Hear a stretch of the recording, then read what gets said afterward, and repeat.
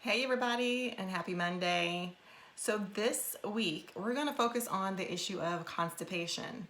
As with autoimmune issues, I see a lot of women, frankly about 90% of women, who have current constipation issues, chronic long-term constipation issues, or have had constipation issues in the past.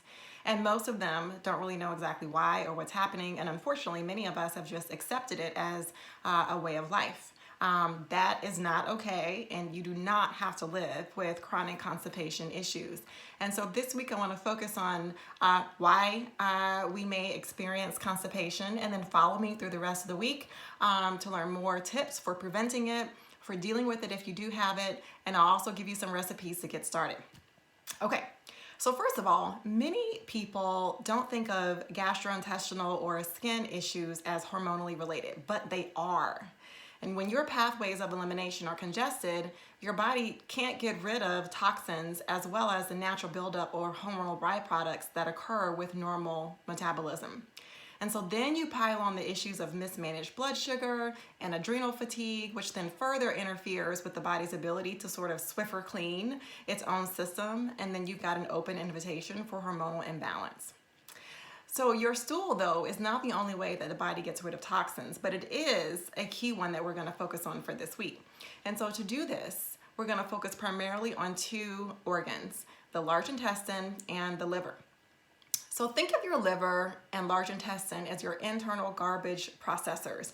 They compact and move big stuff such as digested food and toxins, chemicals, and hormonal waste every single day.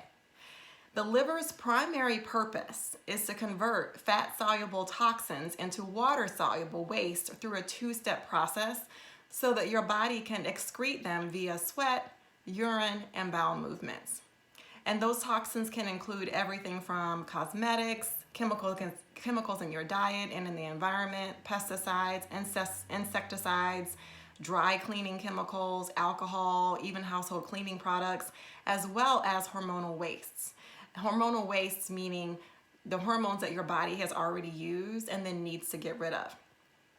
So in the first phase of that detoxification, the liver breaks down fat-soluble toxins into multiple components using nutrients such as glutathione, vitamin B, vitamin C, and these are stored from your diet in the liver so that they're there when it needs them.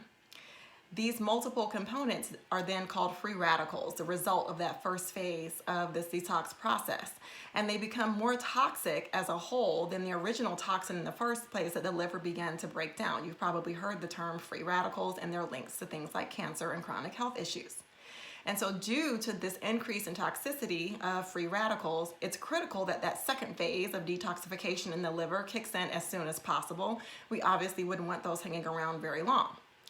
In the second phase, selenium and amino acids in the liver, also stored from the foods that you eat, combine with these free radicals to make them harmless and water soluble.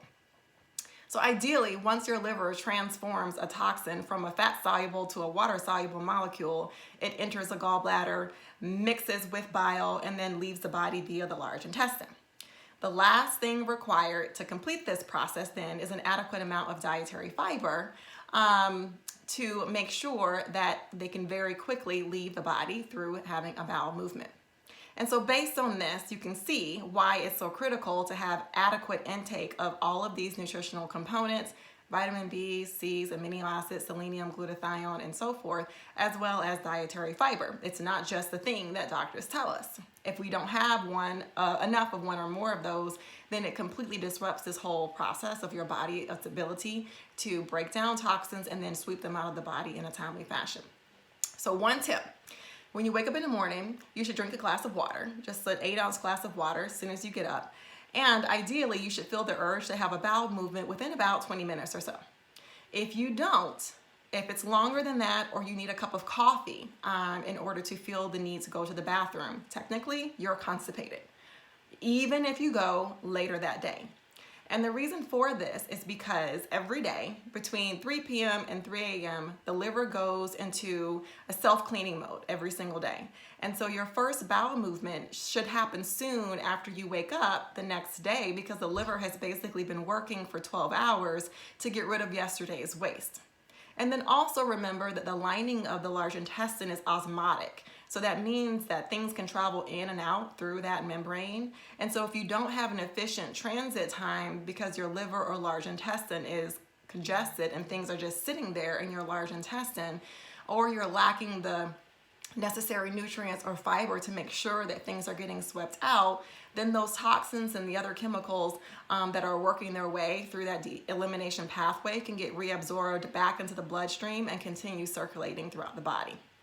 So that's an overview of how constipation can happen, how the elimination system should be properly functioning. So stay with me through the rest of the week, as I mentioned earlier, to learn more about what you can do about it and some recipes and tips along the way. Talk to you later.